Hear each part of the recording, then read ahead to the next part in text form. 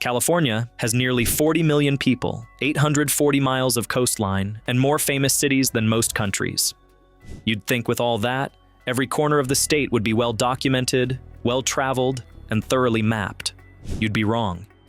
Hidden behind mountain ranges, buried in desert valleys, and tucked into river canyons that most Californians have never driven through, there are communities so forgotten that Google Maps barely bothers with them. So today, we're counting down the 11 most isolated towns in California you've never heard of. Number 11, Alturas, Modoc County. Alturas doesn't show up in many conversations about California, and that's the point. It sits in Modoc County, in the far northeastern corner of the state, a region so geographically disconnected from the rest of California that it has more in common with rural eastern Oregon than with Los Angeles or San Francisco. Modoc County's official slogans are "The Last Best Place" and "Where the West Still Lives." Neither of those is ironic.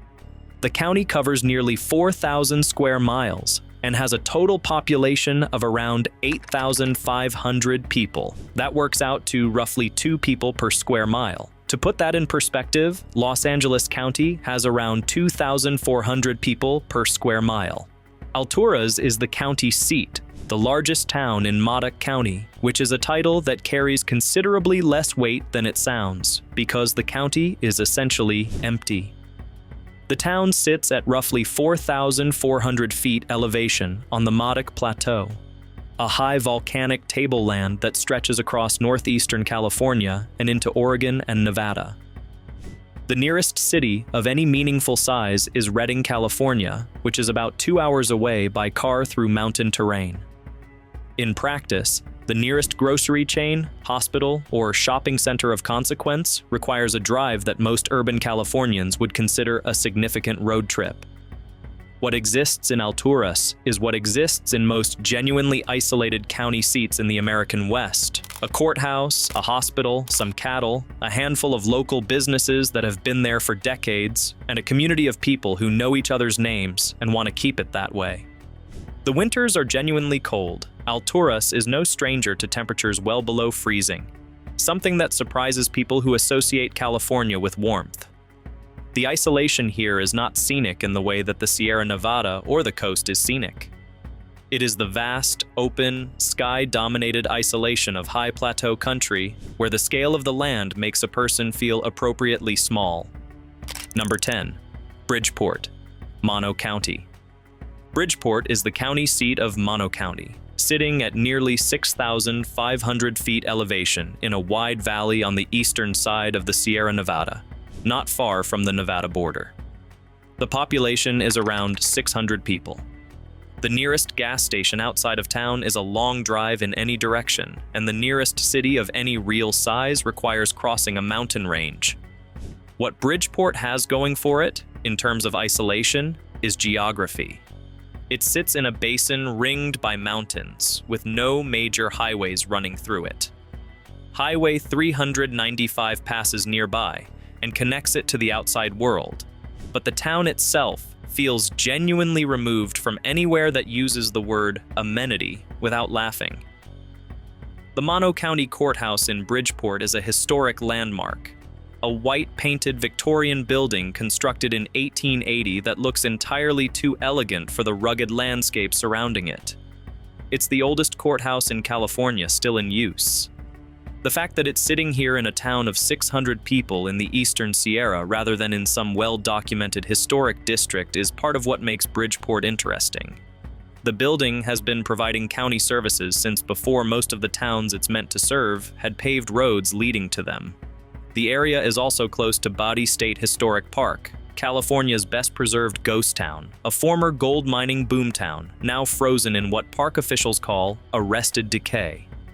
Body sits at around 8,400 feet elevation and is reached by a partially paved road that becomes dirt for the final 3 miles. In winter, the road to Bodie closes entirely. Even in summer, the wind off the high desert makes it feel like no place you've been before. Travertine Hot Springs, just outside Bridgeport, offers one of the better free soaks in the eastern Sierra.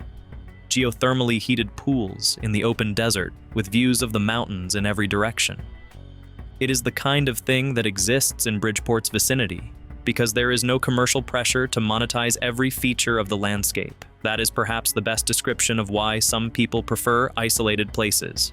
Bridgeport is the kind of town where you can get a good meal, fill your gas tank, and feel briefly like the world hasn't entirely left you behind, before the road back into the mountains reminds you that it largely has. Number 9. Likely, Modoc County. Yes, that's the actual name. Likely, California, sits in Modoc County's Surprise Valley area, a region separated from the rest of California by a small mountain range to the east and vast high desert to the north and west. The population of Likely hovers somewhere around 100 people, maybe less. The census estimates vary enough that it's probably best to think of it as a few dozen households and their livestock. The town is named after the Likely family, early settlers in the area, and it has been a ranching community since the late 19th century. There is a post office, which is often the clearest sign that a place is real and not something you imagined while looking at a map. There is also a general store and surrounding ranch lands that stretch in every direction until the landscape becomes mountains. Surprise Valley, where Likely is located, is one of those places that geography effectively hid from mass settlement. It is an internal drainage basin. Water flows in but has nowhere to flow out, and the terrain is defined by a series of alkaline lakes and wetlands surrounded by sagebrush and juniper. The wildlife is remarkable. Pronghorn antelope, sandhill cranes during migration season, and white pelicans on the lakes. The human presence is light, and the distance to the nearest full-service town is the kind that makes you check your fuel gauge before leaving. The elevation in the Surprise Valley floor sits at around 4,700 feet, and the Warner Mountains to the west rise above 9,000 feet.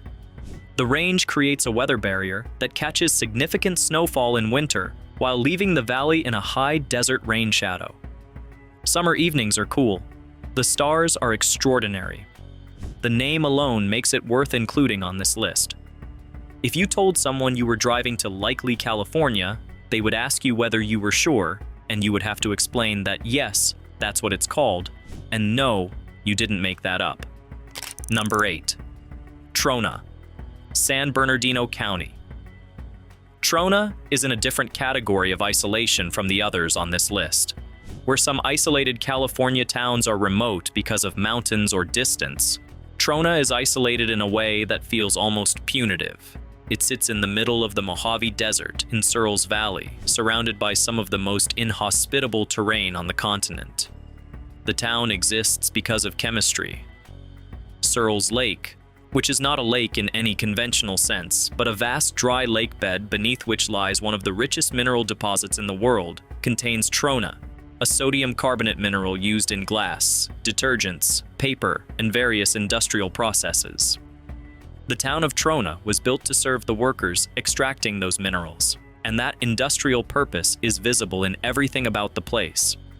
The company that built the town, Kerr-McGee Chemical, which acquired the operations from American Potash and Chemical Corporation, shaped Trona's layout and character in the way that company towns everywhere were shaped: functional, spare, built around the work, rather than around any aspiration to comfort. The Trona Pinnacles, just southeast of town, are among the most otherworldly landscapes in California. Calcium carbonate tufa spires rising up to 140 feet from the floor of Searles Lake, formed underwater thousands of years ago when the lake actually held water. They have appeared in several science fiction films precisely because they look like nothing else on Earth. If you have seen a movie set on an alien planet filmed in California, there is a reasonable chance some of it was shot here. The town itself sits at about 1,700 feet elevation in a valley that traps heat mercilessly in summer. Temperatures regularly exceed 110 degrees. The air smells of minerals from the processing operations that give the town its reason for existing. The nearest large city is Ridgecrest, about 20 miles north, and even that requires driving through terrain that discourages casual travel. A longtime Trona resident once described living there as an acquired taste, one that not everyone acquires, and that the desert has a way of clarifying quickly whether you have it or not. Number 7. Darwin, Inyo County.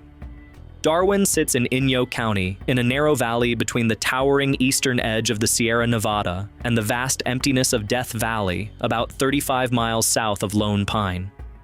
It is surrounded by the China Lake Naval Weapons Station to the west, one of the largest military testing ranges in the United States, covering over 1.1 million acres, and essentially nothing to the east. In the 1870s, Darwin was a booming silver and lead mining town. The population swelled to over 3,500 residents at its peak, complete with saloons, hotels, a post office, and the rough-edged energy of a frontier mining camp. Shootouts were common. The isolation attracted people who didn't fit comfortably elsewhere. Loners, inventors, people who needed a place to disappear. The silver ran out, a smallpox epidemic hit. A major fire leveled much of the town in 1880, and Darwin entered its long, slow withdrawal from relevance. Today, roughly 35 to 70 people live in Darwin, depending on which estimate you consult and what time of year. There is no cell service, no reliable broadband, no grocery store, no school, no gas station, and no particular reason for anyone to be there other than the specific kind of preference for being left alone that some people carry with them, like a core personality trait. In 1927, Darwin was designated the Western Gateway to Death Valley when the road connecting it to the park was established. Death Valley now draws more than 1 million visitors annually. Almost none of them stop in Darwin. What Darwin has is extraordinary night sky visibility. With no light pollution for miles in any direction, the stars are the kind that make city people stand in the road staring upward like they've never seen the sky before. It also has a deeply strange and compelling aesthetic. Rusting vehicles at odd angles, desert-bleached buildings slowly returning to the land, machinery from the 19th century oxidizing quietly in the sun. An hour-and-a-half documentary filmed in Darwin has accumulated nearly 6 million views on YouTube. The residents of a town with no internet watched themselves go viral from a satellite connection they paid dearly for. Number 6. Boron, San Bernardino County. Boron sits in the western Mojave Desert, about 60 miles northeast of Lancaster, and it exists for one reason: borax. Beneath and around the town lies one of the largest known deposits of borat minerals in the world. Rio Tinto's borax mine, just outside town, is the largest open-pit borax mine on the planet, and it is what has kept boron on the map. Literally. The town has a population of around 2,100 people, which makes it one of the larger entries on this list, but size doesn't change its fundamental isolation. The surrounding Mojave Desert is not a place that encourages neighboring communities. The nearest cities of any consequence are Lancaster to the west and Barstow to the east, both requiring a significant drive across open desert highway with not much in between. The 20 Mule Team Borax brand, familiar from old television commercials for borax laundry products, has a direct connection to this area. In the 1880s, before rail access reached this part of the Mojave, teams of 20 mules and 2 horses hauled wagons loaded with borax or 165 miles across the desert to the nearest railroad terminal. The wagons weighed more than 30 tons when loaded. The mules had to cover the route in about 10 days, crossing terrain that has very little to recommend it in terms of shade or water. The men who drove those teams made the trip repeatedly and were paid accordingly, and still, there were not many volunteers for the job. The open pit mine today is a hole in the desert floor, roughly 2 miles wide and 700 feet deep, a scale of industrial operation that is hard to comprehend until you're standing at the observation platform looking down into it. The Borax Visitor Center near the mine is actually one of the better free museums in this part of California, and is worth stopping at if you're driving through the high desert on your way somewhere else, which is the most likely way anyone visits Boron, on the way to somewhere else somewhere. Number 5. Greenville, Plumas County. Greenville is in the Indian Valley in Plumas County, in the northern Sierra Nevada, and it is probably most widely known in recent years for the wrong reasons. In August 2021, the Dixie Fire, One of the largest wildfires in California history at approximately 963,000 acres, burned through Greenville and destroyed much of the historic downtown, including buildings that had stood since the town's founding in the 19th century. Before the fire, Greenville had a population of around 1,100 people. It was a quiet mountain town, set in a broad valley, surrounded by pine-covered ridges. The kind of place where people had lived in the same houses for multiple generations, and where the summer wildflower bloom along the valley floor was something the locals mentioned with genuine pride. After the Dixie Fire, the community faced the specific kind of challenge that fire-damaged small towns in isolated mountain locations face: how to rebuild when the nearest hardware store, the nearest contractor, and the nearest supply chain of any kind is an hour or more away, when the insurance settlements are slow, and the political attention has moved on to the next disaster. The Indian Valley has been slowly rebuilding. Some structures have been demolished, some are being rebuilt, and some of the older residents have not returned. The landscape surrounding the valley, the forest, the meadows, the creek drainages, burned severely and will take decades to fully recover. Indian Valley itself, a broad agricultural basin at around 3,400 feet elevation, sits between Highway 89 and the eastern Plumas backcountry, accessible by roads that wind through terrain that no one built straight, because the terrain wouldn't allow it. What makes Greenville's isolation relevant here is what it meant when the fire came. The evacuation routes were limited, the nearest major fire suppression resources were hours away, and the small town that had existed in that valley for over a century had very little buffer between itself and catastrophe. Number 4, Trinity Center, Trinity County. Trinity Center is a small community on the western shore of Trinity Lake in Trinity County, in the Klamath Mountains of Northern California. Trinity County is one of only 3 counties in California with no incorporated cities. Everything is unincorporated. Every settlement is a cluster of buildings rather than a formal municipality, and the entire county has a population of around 13,000 people spread across nearly 3,200 square miles. Trinity Center sits at the end of a winding road through the Trinity Alps, a dramatic range of jagged granite peaks, cirque lakes, and old-growth forest that feels considerably more like the North Cascades than anything most people associate with California. The Trinity Alps wilderness covers about 500,000 acres adjacent to the community. The town itself consists of a few hundred residents, a marina on the lake, a small number of businesses, and the Alpen Cellars Winery, a family-owned operation that produces wine at this elevation in the mountains, which is the kind of thing that happens when people who are genuinely committed to a place find ways to make it work. There is also the Ripple Creek Cabins operation for visitors who make it this far and want to stay.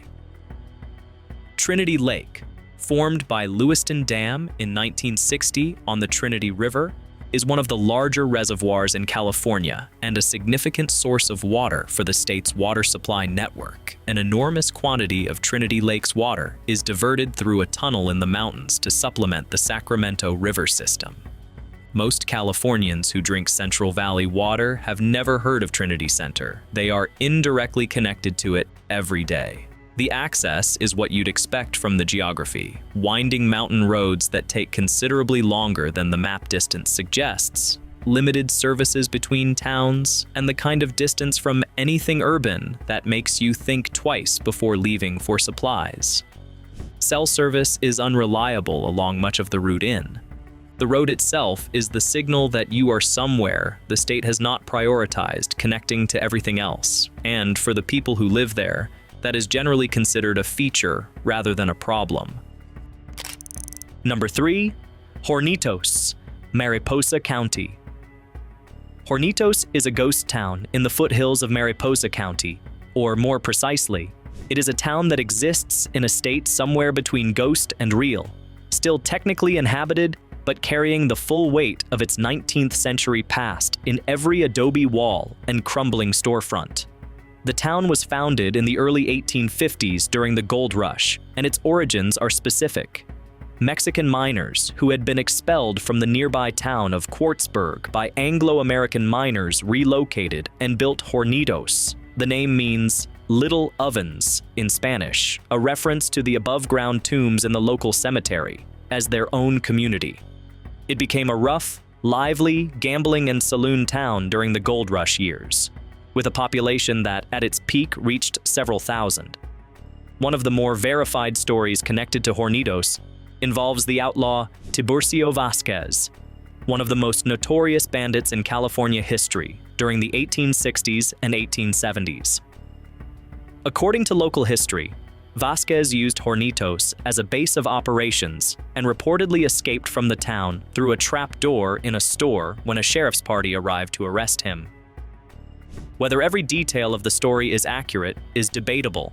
That Vasquez was a real figure who operated in this region, and that Hornitos was the kind of place that attracted people with reasons to avoid official attention is not.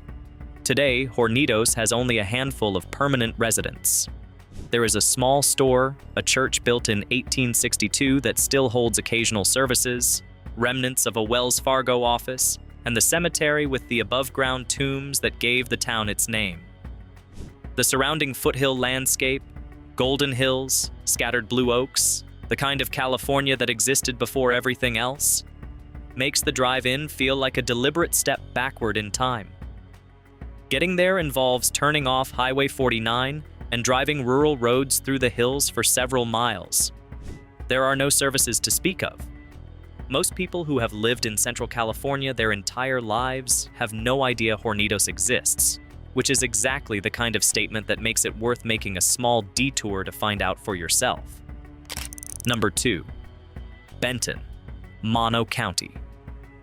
Benton is a small community in the Long Valley region of Mono County, sitting at about 5,400 feet elevation near the Nevada border on Highway 6. The population is somewhere around 350 people, surrounded by the kind of high desert landscape that the Great Basin produces on its western margins: sage, juniper, volcanic rock, and a horizon that goes on longer than feels reasonable. What distinguishes Benton from the other entries on this list is its connection to the Benton Hot Springs, a small resort operation at the edge of the community that has been a quiet destination for people who know about it, and essentially invisible to everyone else. The hot springs themselves are a geological product of the region's intense volcanic history. The Long Valley Caldera, one of the largest calderas in North America, sits just to the southwest, and the geothermal activity it produces has been quietly bubbling up through this part of the Eastern Sierra for millennia. Benton sits at the junction of Highways 6 and 120, which is the kind of intersection that sounds significant on a map and is, in practice, two roads meeting in the middle of a very large, very empty landscape. Highway 120 eventually becomes the Tioga Road through Yosemite National Park, one of the most spectacular mountain drives in California.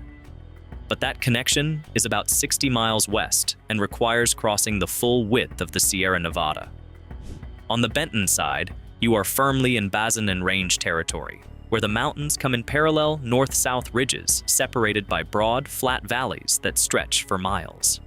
The Benton Station, a small complex of historic buildings at the edge of town, has a storied past connected to the silver mining era of the 1860s and 1870s in this region. The surrounding landscape still has the scattered remains of that era in the form of old mine workings and the ghost of a road system that once served dozens of camps and operations, now fully returned to desert. The isolation here is the comfortable, open kind. No walls of trees or mountains pressing in, just space in every direction, and the faint smell of sulfur from the hot springs on the right breeze. Number 1. Coulterville, Mariposa County. Coulterville sits in the Sierra Nevada foothills of Mariposa County along Highway 132, which is one of the routes into Yosemite National Park, a park that draws millions of visitors every year.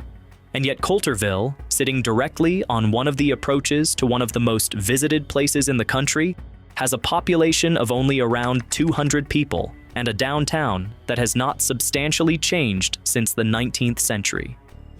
The town was established in 1850 by George W. Coulter, who opened a trading post and tent store to serve gold rush miners working the streams and hillsides of the region.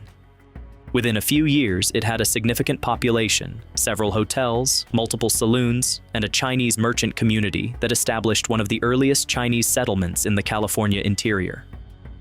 The Hangatong, the remnant of that Chinese community's presence, still stands in town as one of the better preserved Chinese-American Gold Rush era structures anywhere in the Sierra foothills. The Jeffrey Hotel, built in 1851 and still operating, is one of the oldest continuously operating hotels in California. The bar downstairs has been serving people since the Gold Rush, which is a fact worth sitting with.